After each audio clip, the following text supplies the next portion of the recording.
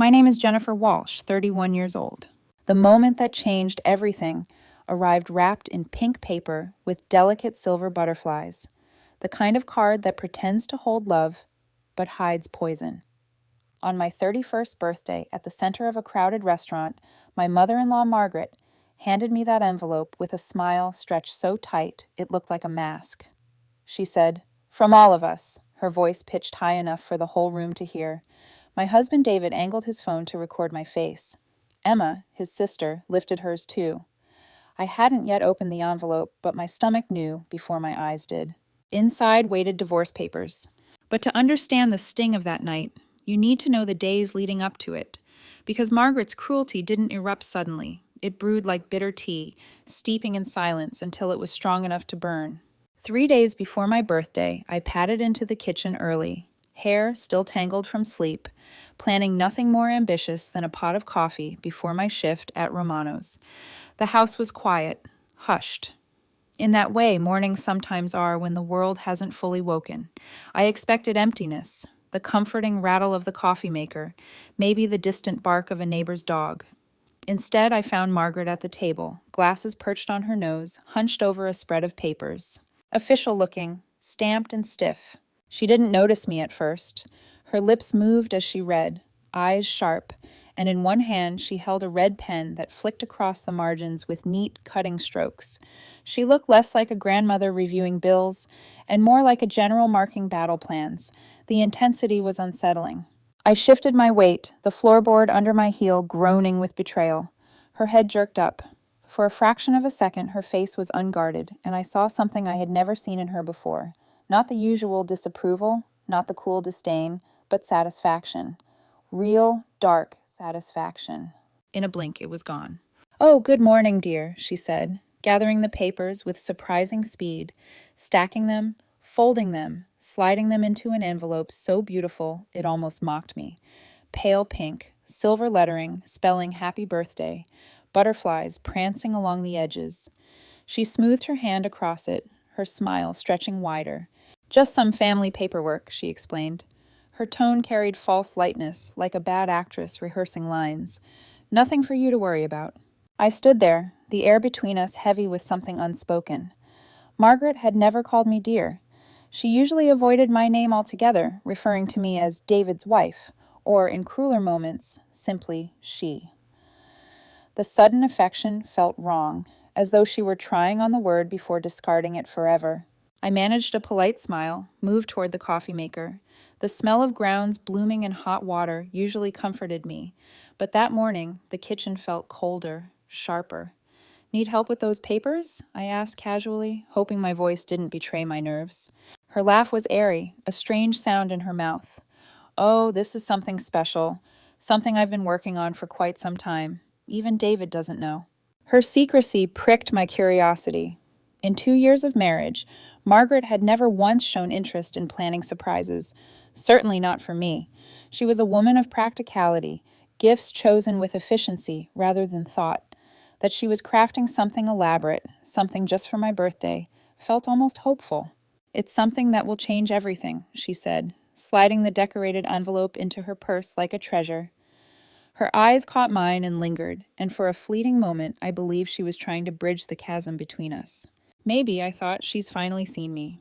When David walked into the kitchen moments later, dressed for work, he kissed my cheek as usual, but then he looked at his mother. A look so brief it might have passed unnoticed if I hadn't been searching for signs. Something flickered between them, communication without words. When I asked what it meant, David only smiled. "We're planning something special for your birthday." That week, Margaret's demeanor shifted entirely. She phoned me twice, her voice almost warm, making sure I was available for dinner on my birthday.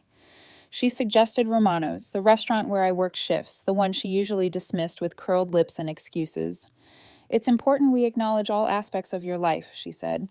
The words should have comforted me. Instead, they lodged uneasily under my skin. Margaret didn't speak in the language of sentiment. She had spent years erasing my presence from family introductions, redirecting conversations when my job came up. Why now? Why this sudden interest in my life? Still, a small flame of hope flickered. Could this dinner mean acceptance at last? Emma, who usually avoided family dinners that involved me, suddenly became enthusiastic. "I'll help with arrangements," she chirped. Her smile looked too knowing, too staged, but I swallowed my doubts. I wanted so badly to believe. David seemed buoyed by anticipation, checking his phone often, replying to texts with secretive grins. When I leaned over to peek, he tilted the screen away playfully. "Surprise business," he teased. The night before my birthday, Margaret called again. "Wear something nice," she advised, her voice coated in sugar, "but nothing too formal. You'll want to be comfortable for what we have planned." Her tone was filled with anticipation, and I mistook it for affection.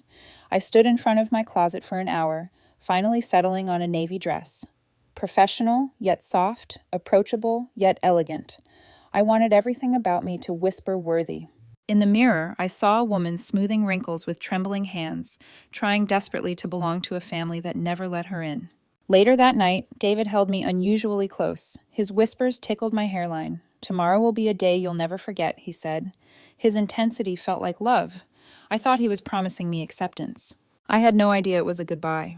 As I drifted to sleep, Margaret's purse sat downstairs, heavy with an envelope dressed in pink butterflies. She was likely rehearsing the speech she'd deliver. Meanwhile, I dreamed of finally being welcomed, finally being enough. When morning came, sunlight spilled through the curtains, gilding the ordinary in hope.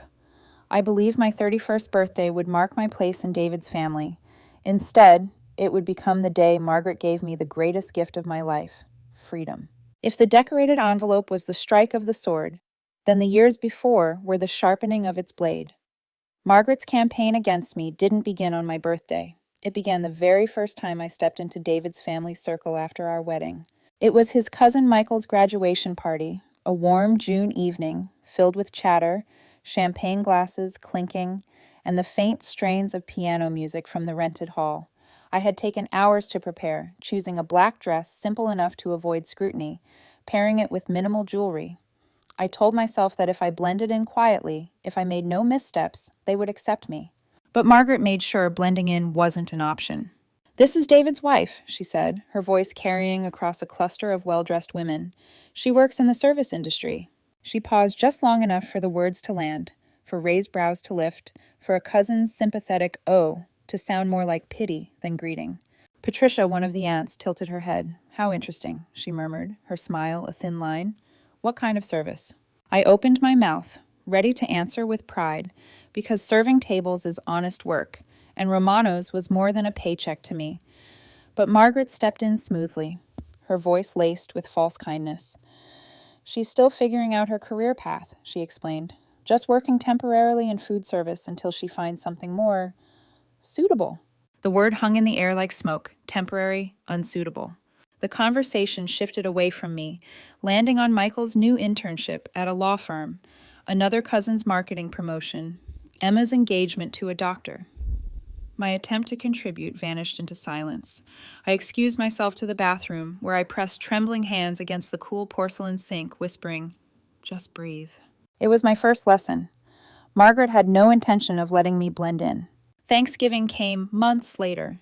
Margaret set the long table with polished silver, crystal glasses, candles flickering in the reflection of framed family portraits. We went around the table, each person declaring gratitude. Emma's engagement to Dr. Patterson earned glowing recognition. David's growing client base at his accounting practice won praise and applause. When my turn came, I said softly, "I'm grateful for family and good health." Margaret's smile was polite, her hands folded in her lap as she passed over me like I hadn't spoken at all. Then she raised her glass. "And of course, I'm thankful for Emma's future with Dr. Patterson and for David's success at work. It's wonderful to see young people establishing themselves." Her pointed omission was sharper than any knife carving the turkey. Later, as I rinsed dishes in the kitchen, Patricia joined me, her voice gentle but weighted. "Margaret just wants the best for David, dear. Have you thought about going back to school? There are so many opportunities for women willing to improve themselves." Her advice wasn't innocent. It was consensus. They had all spoken about me behind closed doors. My inadequacy was family conversation, my worth measured against degrees I didn't have, careers I hadn't built. Christmas was worse. Emma unwrapped a silk scarf from Margaret, her smile radiant. David received cufflinks polished to perfection. My gift arrived last, wrapped not in glossy paper, but in yesterday's newspaper. I peeled it open to reveal a book, Professional Success for Women. The message was clear. While others received love, I received homework.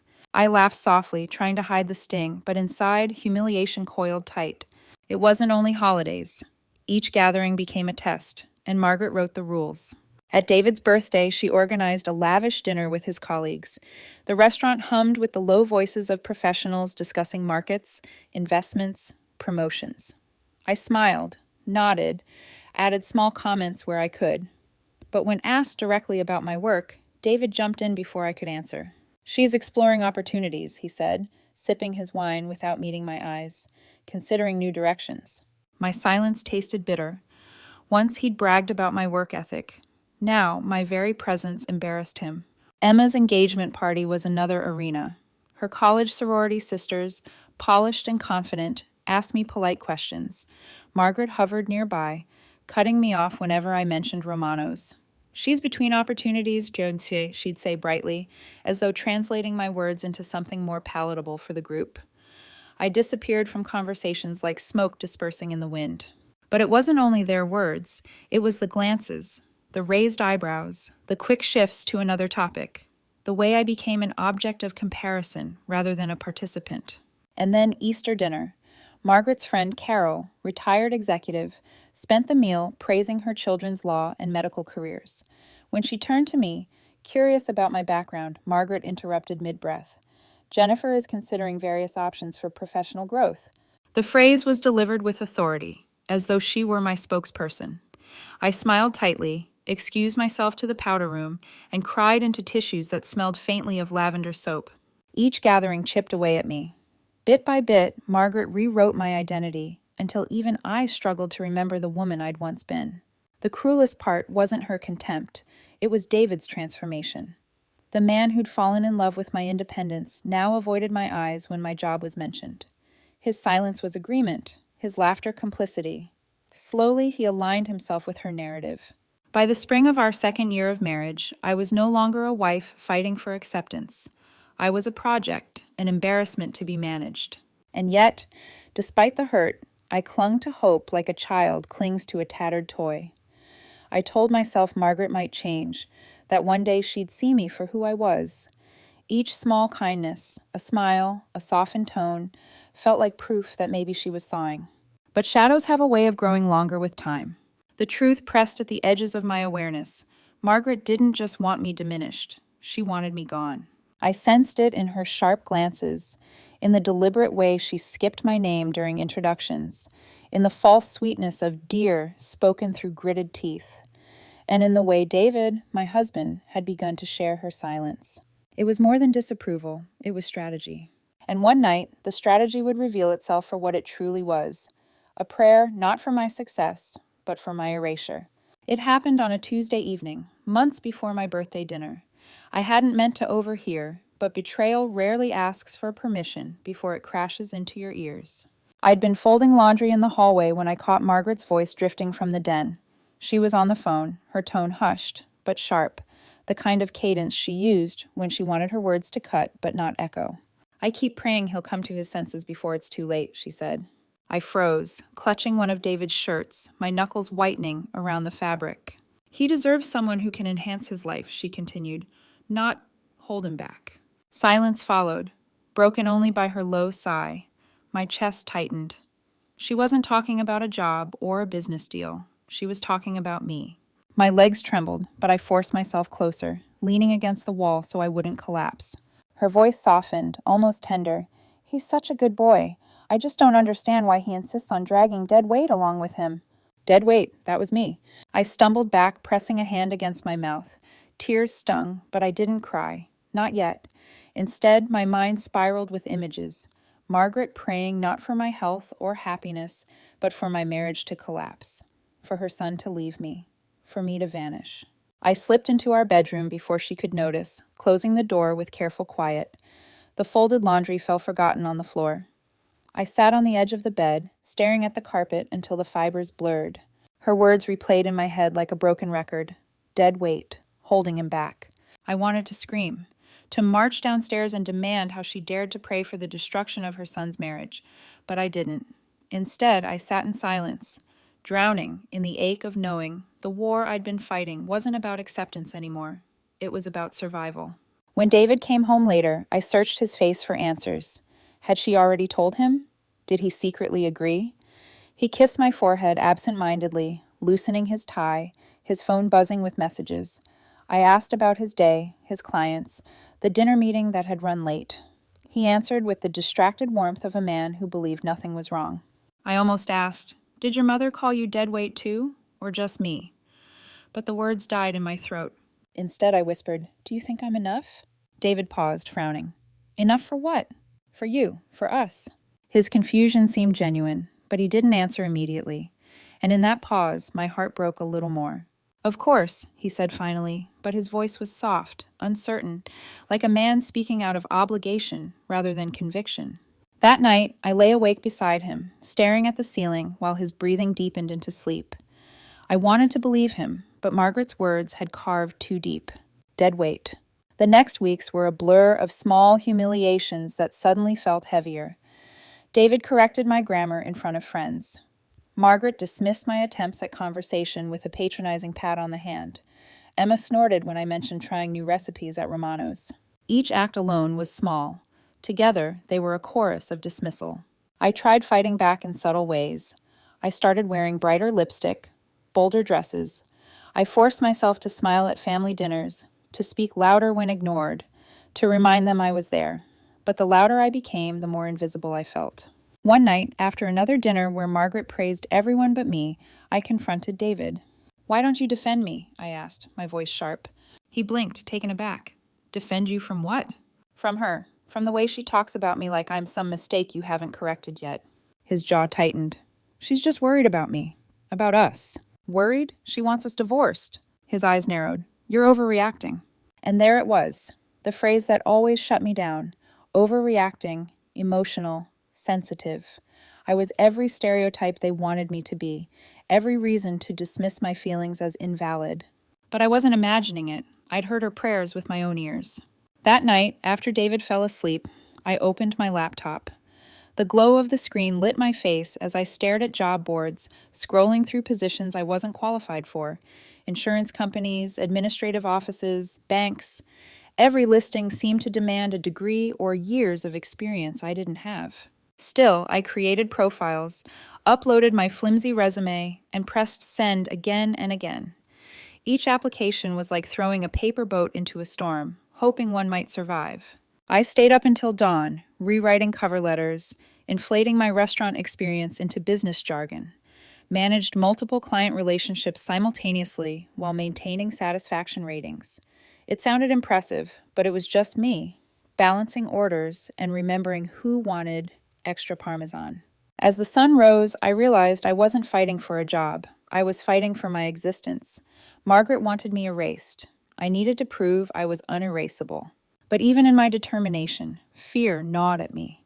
What if she was right? What if David really did deserve someone else, someone more polished, more professional, more enough? I stared at his sleeping form, his face soft in the pale morning light. He looked like the boy Margaret described, good, deserving, and I wondered if I was the weight he was too kind to drop. The thought hollowed me. By the time he woke, I'd hidden my laptop, tucked away the rejections already trickling into my inbox, and forced a smile. But inside, I carried the echo of Margaret's prayer. She wasn't asking God to bless me. She was asking him to break me. And maybe, just maybe, he was listening. Rejection has a sound. At first, it's a polite ding in your inbox, a cheerful thank you for applying. Then it's the silence of no reply at all. And after a while, it becomes a roar in your head, repeating the same message in different words. Not good enough, not qualified, not wanted. That roar followed me for months. I poured myself into applications, staying up late to craft cover letters that tried to turn waiting tables into corporate speak, managed high-volume client relations, coordinated complex service delivery. I thought if I dressed up my life in the right words, someone would believe I belonged. But the first interview ended before it began. The hiring manager at a dental office receptionist job skimmed my resume for less than a minute before sliding it aside. We require candidates with medical office experience, she said, her lips already pursed with dismissal. The second was worse. An insurance company rep glanced at my high school diploma, raised her eyebrows, and said, "We're looking for applicants with college education." By the end of that week, my inbox overflowed with carefully worded rejections that all meant the same thing: "You are not enough." Each one chipped at me, but I told David anyway, hoping he'd see how hard I was trying. He rubbed my shoulders, sighing.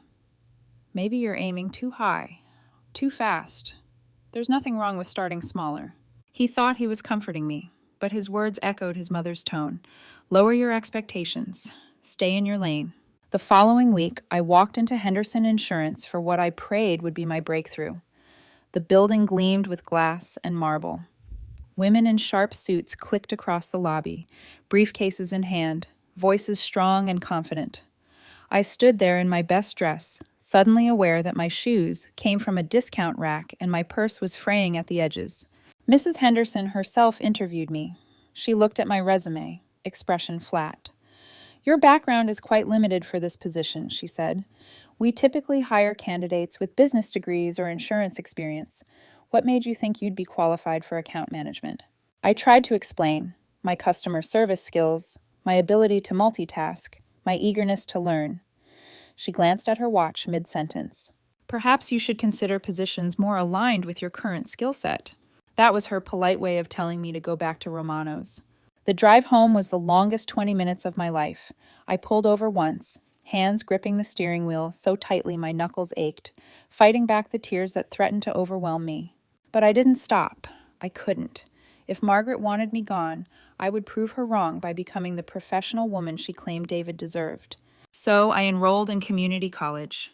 Nights after my shifts, I sat in classrooms with working adults chasing promotions. I signed up for Introduction to Business, Basic Accounting, Professional Communication. Tuition drained what little we had in savings, but I told myself it was investment, not waste. The first night, I felt like an imposter. My classmates spoke confidently about corporate policies and marketing strategies. I sat quietly, clutching my pen, hoping no one would ask about my background. But then Professor Martinez asked me to share a customer service example. I told a story about handling 6 tables during a Friday dinner rush, memorizing orders, calming a furious customer whose meal had been delayed. The class listened. They nodded. They asked questions.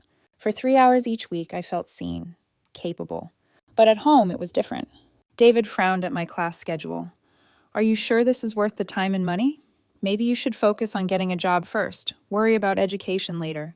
His concern sounded practical, but it felt like another vote of no confidence. At Romano's, my exhaustion showed. Late-night studying left me sluggish during shifts. Customers noticed. So did Mr. Romano. One quiet afternoon, he pulled me aside, his weathered face kind. "You seem troubled lately, Jennifer. Everything okay at home?" I wanted to tell him everything, that my husband's family was dismantling me piece by piece, that my nights were filled with rejection letters and tears. Instead, I smiled weakly. "Just stress." Maria, the head cook, became my refuge. She'd worked there 15 years, supporting 3 kids on her own. She recognized the red eyes, the forced smiles. During breaks, she handed me coffee without a word. "Education is good," she told me one evening, wiping her hands on her apron. "But don't let anyone make you ashamed of honest work." Her words sank into me like a balm. Then there was Tony, the youngest waiter, barely 20. He'd catch me looking defeated and say, "You're the smartest person here, Jennifer. Those companies don't know what they're missing." His boyish optimism was clumsy but genuine. They didn't see me as failure. They saw me. At home, though, bills piled up. Tuition, textbooks, interview clothes, gas for long drives to interviews that ended in rejection. All of it strained our budget. David started questioning every purchase. "Do you really need another dress for interviews? What's wrong with the one you wore last time?" We argued in low voices at night, careful not to let Margaret hear through the thin walls when she visited. But she knew. She always knew. And her satisfaction showed in her carefully veiled smiles. By the spring semester, my grades soared, A's across the board, but job rejections kept coming. Insufficient experience. Candidate with more advanced degree preferred, not the right fit. Each email was another nail hammered into my resolve. One evening, after a brutal rejection from Coastal Bank, I sat alone at the Romano's break table, head in my hands. Maria slid a plate of pasta in front of me, still steaming. "Eat," she said firmly. "You need strength." I laughed through tears. I'm starting to think Margaret's right. Maybe I'm just not cut out for this world. Maria's eyes narrowed. "Don't you dare believe that. People like her build walls to make themselves feel tall. You climb. That's who you are." Her words lit a small flame inside me, weak, flickering, but not gone. Still, every night when I came home, Margaret's shadow loomed larger. Every rejection proved her right in David's eyes. Every failed interview became another brick in the case against me. And yet, even in my darkest moments, I whispered a vow to myself. If she wanted me erased, I would fight to carve my place deeper. I didn't know then how close I was to breaking, or that the very cracks in my resolve would make room for the one phone call that would change everything. The universe didn't knock, it rang. I was at the kitchen table on a Monday afternoon, surrounded by a battlefield of small defeats, laundry waiting to be folded, a spreadsheet of job applications color-coded mostly red, a half-finished cover letter that already tasted like failure. My phone buzzed with an unknown number. I almost let it go to voicemail. Lately, unknown numbers meant two things: surveys or rejections. "Hello?" I answered anyway, my voice thin. "Hi, may I speak with Jennifer Walsh?" The woman's voice was steady, warm. "This is Jessica Martinez from Grand Plaza Hotel's Human Resources." The room stilled. I sat up, a heartbeat trapped in my throat. "Yes, this is Jennifer. I'm calling about your application for our guest services coordinator role. We received it a while back, and I wanted to see if you're still open to opportunities." "Yes," I said too quickly, then tried again, slower. "Yes, I am." Something like a smile touched her words. "Great. I spent time reviewing your background, and I want to say up front, your restaurant experience stands out in the best way. People who've lived on the front lines of service tend to thrive here. You learn instincts you can't fake." For a moment, I couldn't speak. No one had framed Romano's as a strength before, only a stepping stone I hadn't stepped off fast enough. I appreciate you saying that," I managed. "We've built a training pathway for candidates exactly like you," Jessica continued. "We invest in development, cross-department exposure, leadership workshops, mentorship. It's not theory first, it's people first. That's hospitality." I pressed a palm to the table to ground myself. "I'd love to learn more." We set a time for a phone interview, Thursday afternoon, when I wasn't on shift. She asked thoughtful questions about scheduling preferences and relocation comfort as if I were a person with options, not a problem to be managed. Before hanging up, she said, "One more thing, Jennifer. Your references spoke very highly of your reliability and calm under pressure." "My references?" I echoed, blinking. "Mr. Romano, he was generous with praise." The unexpected kindness hit me low in the chest. "Thank you," I whispered. After we ended the call, I sat motionless, the quiet around me full of light. It wasn't a job yet. It wasn't a salary or an office or a title. But someone had peered through the fog, Margaret wrapped around me, and seen something she couldn't smother: worth. I didn't tell David. Not because I wanted to keep secrets, but because the joy felt fragile as blown glass. I wanted to hold it alone for a minute, to feel how it changed my pulse. Besides, he'd spent months angling his phone away from me with that playful secrecy. Maybe I deserved a small secrecy of my own, one that didn't bruise. I opened my laptop. Grand Plaza Hotel glowed on my screen. Polished marble lobbies, high ceilings, floral arrangements like art installations, staff in crisp uniforms, moving with practiced grace. I navigated to the careers page, hunting details, benefits, training structure, advancement track. There it was, written plainly: medical and dental insurance, educational assistance, and, my breath snagged, employee housing. Housing. A furnished apartment a 5-minute walk from the hotel, a door that didn't open into Margaret's opinion. I leaned back, eyes burning. Freedom had a floor plan. All week, the house hummed with the wrong kind of anticipation. Margaret called twice, her voice lacquered in sweetness. "You'll wear something nice, won't you? Nothing too formal. You'll want to be comfortable." Emma texted the family thread, little fireworks and party hat emojis, and David kept checking his phone like a teenager waiting on a crush. Every ping felt like a countdown I wasn't invited to read. It should have made me anxious. Instead, their rehearsed excitement sharpened my focus. If they were planning a spectacle, They didn't know I was planning one too. On Thursday, I locked myself in the bedroom for the interview.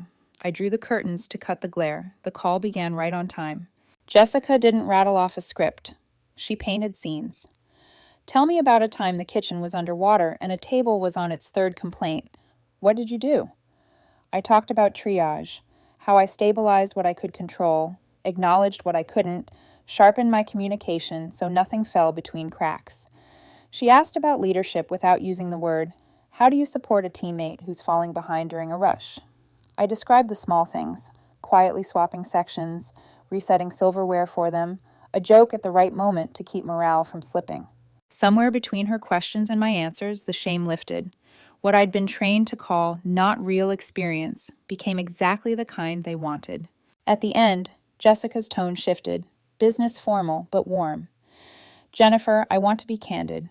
We'd like to move forward. If everything checks out on our end, you'll receive an offer packet later today. After we hung up, I sat on the floor, back against the bed. My hands were shaking, but not from fear. The email arrived 2 hours later, subject line gleaming like a doorway. Offer of employment, Grand Plaza Hotel. I clicked. The letterhead was clean, the details exact. Guest services coordinator.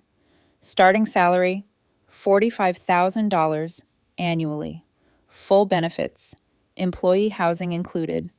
Start date, 2 weeks from acceptance. The city, 3 hours away.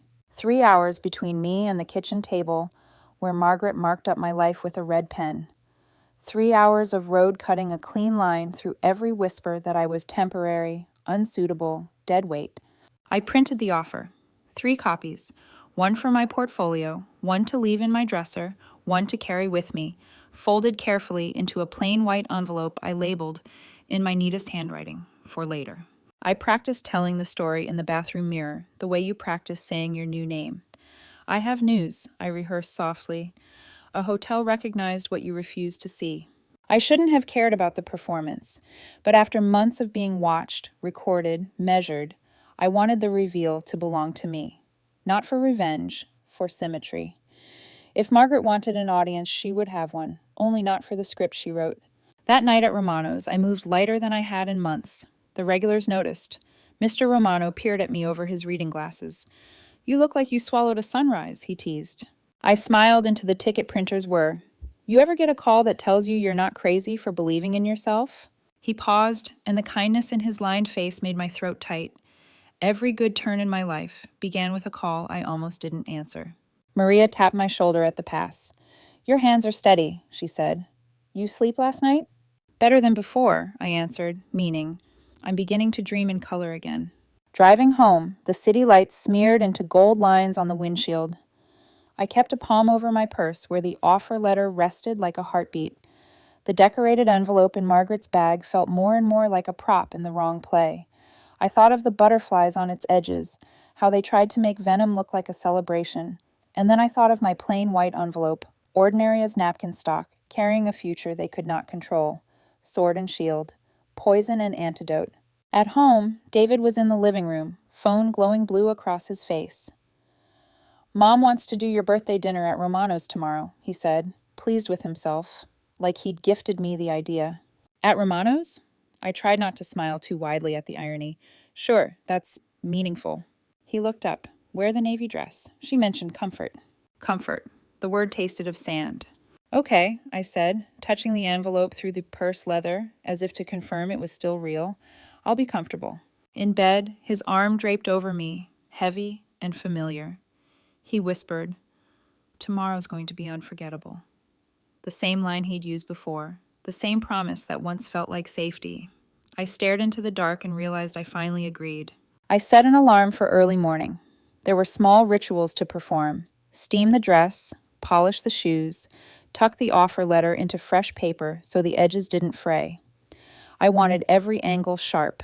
In the mirror at dawn, the woman staring back had a steadier gaze than the one who had cried into lavender soap. I pressed lipstick onto my mouth, blotted, breathed. For months I had begged the door to open. Now I held the key. All I had to do was turn it, at the exact moment they expected me to shatter. By afternoon, my plan fit together with a quiet click. I'd let Margaret present her performance first. I'd let the camera lenses drink in my face. I'd sign what freed me. And then, without raising my voice, I'd open my own envelope and read out the life no one in that family had thought I could claim. 2 envelopes would meet on the table between the chicken parmesan and the birthday cake. One meant to end me. One meant to begin me. I ironed the navy dress, humming under my breath. For the first time in a year, the tune didn't sound like survival. It sounded like a prelude. Birthdays are supposed to feel like beginnings. That night at Romano's, mine felt like a trial. The restaurant looked different when I walked in as a guest rather than an employee. The golden glow from the overhead lights seemed richer, the air heavier, almost theatrical. I smoothed my navy dress, trying to anchor myself in its fabric. David walked beside me, phone already buzzing in his pocket, and Margaret floated in ahead like she was the guest of honor. Emma trailed behind, her eyes glittering with some private joke. "Jennifer!" Mr. Romano's voice boomed across the dining room. He beamed at me, rushing over from behind the counter. "Happy birthday!" He looked from me to the others, his smile broad. "And you must be the family." Margaret extended her hand with polite reluctance. Emma gave a rehearsed smile. David's handshake was quick, distracted. "We'll take good care of you tonight," Mr. Romano promised. I nodded gratefully. He had no idea how much those words meant, not for service, but for solidarity. They seated us in a corner booth, the one I usually recommended to couples wanting privacy. Tonight, it felt like a stage with a spotlight fixed on me. From the kitchen window, Maria caught my eye and winked. Tony mouthed happy birthday from across the dining room, giving me a thumbs up. Their support was a lifeline.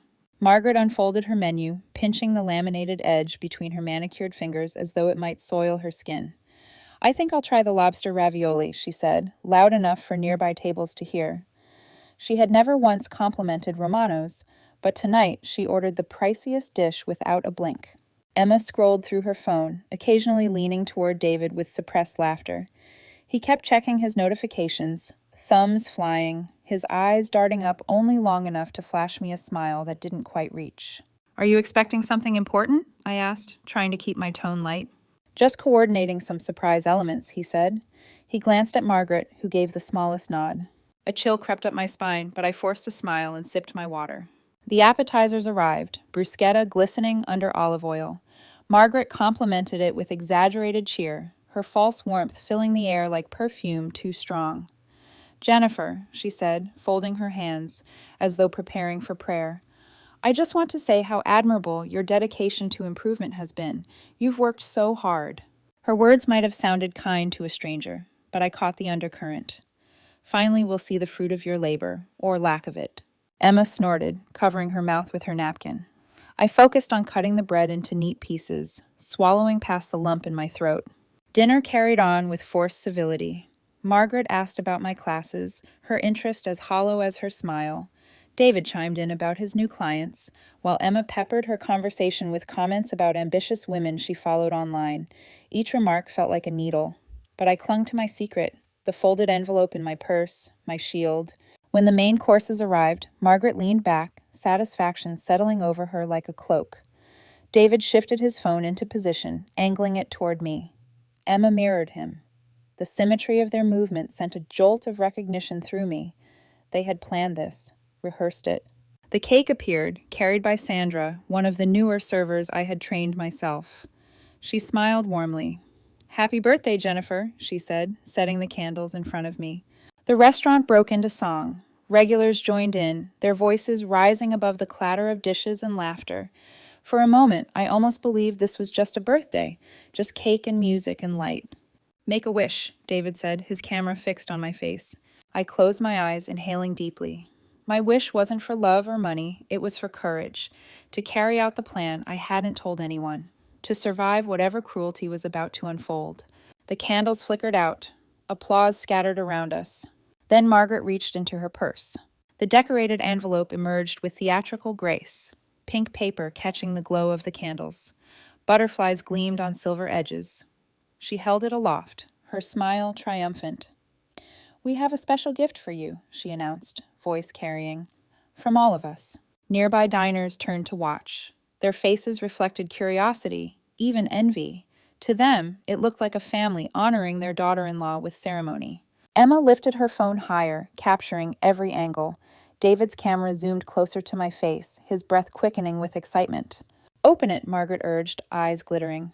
The envelope felt heavier than it should as I turned it over, fingers tracing the expensive cardstock. My pulse thudded against my ribs. This was the moment I'd seen foreshadowed in glances and whispers. I slid a nail under the flap, peeling it open with careful slowness. The paper inside was folded neatly, crisp edges aligned. The first words screamed louder than the room itself. "Petition for dissolution of marriage." The world tilted. Voices around us blurred. The legal header glared from the page like a spotlight. Divorce. On my birthday. In my workplace. On camera. I heard gasps ripple from nearby tables. Someone whispered, "Is this real?" The restaurant's hum dimmed to a hush, as though the walls themselves leaned in to listen. David's phone stayed steady, recording. Emma's expression turned gleeful, waiting for my collapse. Margaret's smile widened into victory. They wanted my devastation immortalized. My breakdown replayed at family gatherings like entertainment. My hands trembled, but not from fear, from clarity. Time slowed. The candle smoke curled upward. The applause faded, and for the first time in months, I felt the weight lift. I wasn't being destroyed. I was being freed. Margaret's voice sliced through the silence. "Well, aren't you going to say something?" All eyes were on me. I looked down at the papers again, at the neat lines waiting for my signature, and I realized this wasn't an end they had orchestrated. It was a door they had accidentally unlocked. My grip on the pen steadied. I knew exactly what I was going to do next. The pen hovered above the line. Margaret leaned forward, her hands clasped in satisfaction, expecting tears, begging, a scene worthy of the recording. Emma's phone trembled in her eager grip, already angled to catch the moment I shattered. David's camera was steady, his lips curved into a nervous smile, as though he thought this humiliation would somehow cleanse me of defiance. But instead of breaking, I signed. My handwriting flowed across the page with eerie steadiness, as if my hand already knew freedom. Gasps erupted from the surrounding tables. Margaret blinked. Emma's smile faltered. David lowered his phone, just a fraction, confusion clouding his features. "That's it?" he asked, his voice cracked with disbelief. You're not going to fight this?" I closed the folder neatly, slid the papers back into their decorated coffin of an envelope, and looked up at them with a composure I hadn't felt in months. "Thank you," I said simply. "This is the most generous gift you could have given me." The silence that followed was so sharp it cut the room in half. Margaret's eyebrows furrowed. "Excuse me?" I reached into my purse. My fingers brushed the envelope waiting there, the one with no butterflies, no glitter, no illusions. Just truth. I placed it on the table beside their decorated trap. "Because while you were planning my destruction," I said, letting my voice carry, "I was preparing something else." Emma tilted her phone closer, desperate not to miss a word. I unfolded the letter with deliberate calm, the Grand Plaza Hotel crest catching the candlelight. 3 days ago, I began. I was offered a position at Grand Plaza Hotel, guest services coordinator, salary of $45,000 a year, full benefits, and housing included. The words landed like stones in still water, rippling outward. Margaret's lips parted, but no sound came. Emma's eyes darted from the paper to my face, disbelief unraveling her smugness. David's phone slipped lower in his grasp, the red recording light still burning as it captured his own stunned reflection. I stood, holding the letter high enough for nearby tables to see. "This offer recognizes what none of you ever did, that my experience matters, that my worth is not defined by your approval." A cheer broke the silence. It came first from Maria, peeking from the kitchen window, her smile wide and fierce. "You deserve this," she called. Then Tony began clapping, loud and unashamed. Mr. Romano joined, his voice booming. "To Jennifer!" Within moments, the restaurant erupted. Regulars raised their glasses. A couple at table 12 stood to applaud. Mrs. Patterson, my Tuesday regular, lifted her water in a toast. "To Jennifer and her bright future." The sound swallowed Margaret's carefully orchestrated silence. Applause, cheers, voices rising. Not for her, not for David, not for Emma. For me. Margaret's face cycled through disbelief, confusion, then something close to fear. Her plan had detonated backwards. Emma, still recording, fumbled with her phone as though unsure whether to stop or capture the family's collapse for history. Her expression twisted, realization dawning that the video would not show my humiliation, but their cruelty, forever documented. David leaned toward me, his voice low, desperate. You knew about this. You planned this? I didn't plan your betrayal, I replied, meeting his eyes. But I planned my escape. The restaurant clapped louder. I turned the job offer toward him, the official crest undeniable. This, I said, is what you dismissed, what your mother prayed I'd never have. Validation, independence, a future that doesn't need your permission. Margaret finally found her voice, brittle and sharp. Jennifer, don't be ridiculous. You can't just leave. I already have, I interrupted. The moment you handed me those papers, you freed me. Her words shriveled on her tongue. The applause softened into murmurs, diners leaning in to catch the unfolding wreckage. I let the silence linger, then tucked the offer letter back into my envelope with the care it deserved. I looked at Emma's phone, the red light still blinking. Make sure you keep recording, I said, my tone calm, almost kind. People should see the truth. How you tried to break me and how I walked away instead. Her fingers trembled, but she didn't stop. David's shoulders slumped. His phone now hung forgotten, the video capturing his own slack-jawed face. He whispered, Jennifer, what are you doing? Living, I said, for the first time in years. I slid out of the booth, smoothing my dress. Margaret reached out, fingers twitching to grab my arm, but I stepped aside. Don't, I warned softly. Don't touch me again. For a heartbeat, everything froze. Margaret's hand hovered in the air, her mouth opening, closing, searching for control she no longer had. Emma lowered her phone, eyes wide with something dangerously close to shame. David looked like a man who'd realized too late that his silence had cost him everything. Then Mr. Romano appeared at my side, his hand warm on my shoulder. Jennifer, he said, his voice carrying to the farthest corner, Grand Plaza is lucky to have you, but we'll miss you here. The crowd applauded again, louder, a wave of sound that drowned the family's smallness. I lifted my chin, letting the moment wash over me. For the first time, I wasn't shrinking, apologizing, bending. I was standing, steady. This, I said, gesturing to the offer letter, is who I am. Not dead weight, not a project, not an embarrassment. A woman who fought through every dismissal you threw at her and found her own way forward. And then, without another word, I turned and walked toward the door. The applause followed me like music. The evening air outside was cool, fragrant with city rain, and each step away from Romano's felt lighter. Behind me, cameras recorded not my defeat, but my liberation. Margaret's butterflies had delivered not my end, but my beginning. I exhaled, long and steady, a laugh slipping into the night. Tomorrow I would start packing. In 2 weeks I'd be gone. The night I walked out of Romano's, I carried nothing but my purse and my dignity.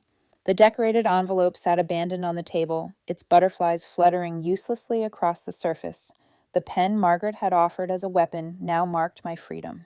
Outside, the air smelled sharper, cleaner, like rain had just rinsed the city. I stood still for a moment, letting the cool wind brush against my skin, and I realized something that startled me. I wasn't afraid, not anymore. 2 weeks later, I stood in the marble lobby of Grand Plaza Hotel, wearing a crisp navy uniform with an elegant nameplate pinned above my heart. Jennifer Walsh, Guest Services Coordinator. My maiden name restored. My identity renewed. The lobby sparkled with chandeliers that dripped crystal light onto polished floors. Staff glided past me with practiced grace, their movements orchestrated like a symphony, and I belonged among them. Jessica Martinez, the HR manager who had called me, walked me through the orientation with a smile that never felt forced. We hired you for a reason, she reminded me. Not just because you can manage guests, but because you understand people. Don't underestimate that. I nodded, hiding the sting of old voices echoing.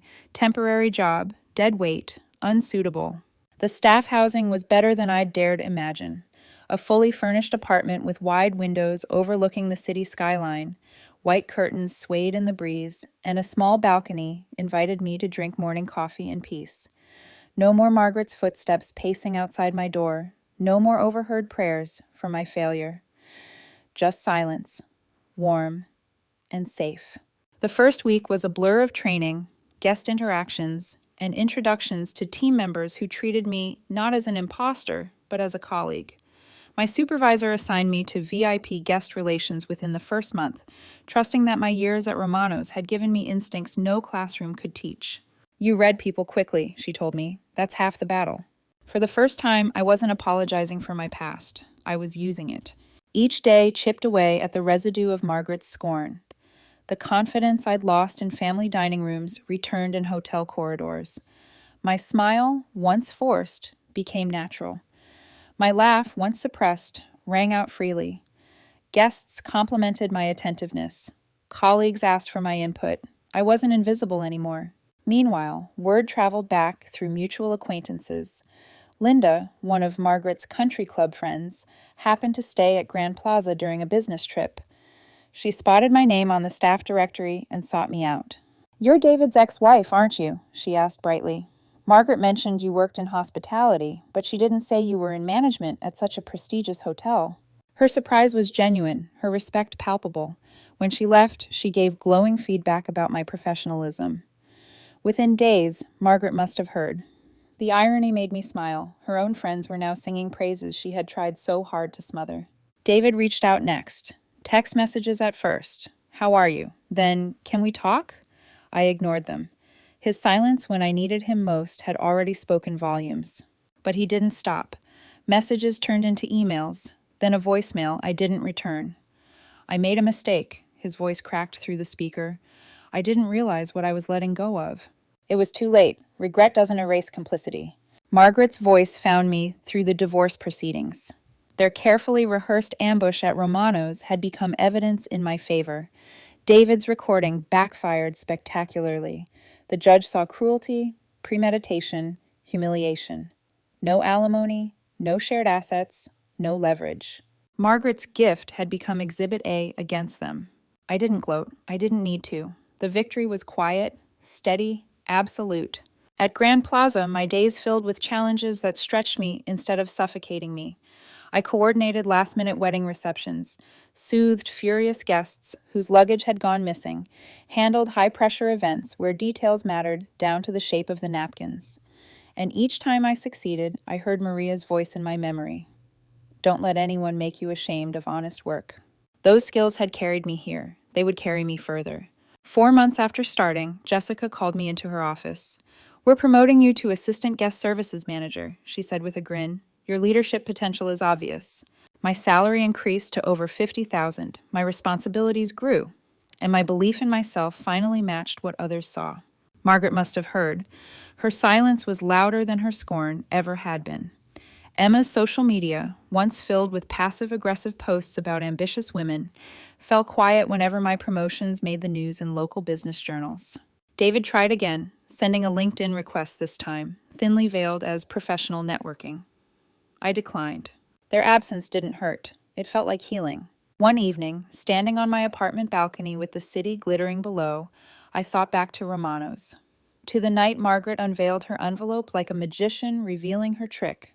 To the cameras ready to immortalize my humiliation, to the way I signed in my name and turned their weapon into my liberation. I realized something profound. I hadn't just escaped them.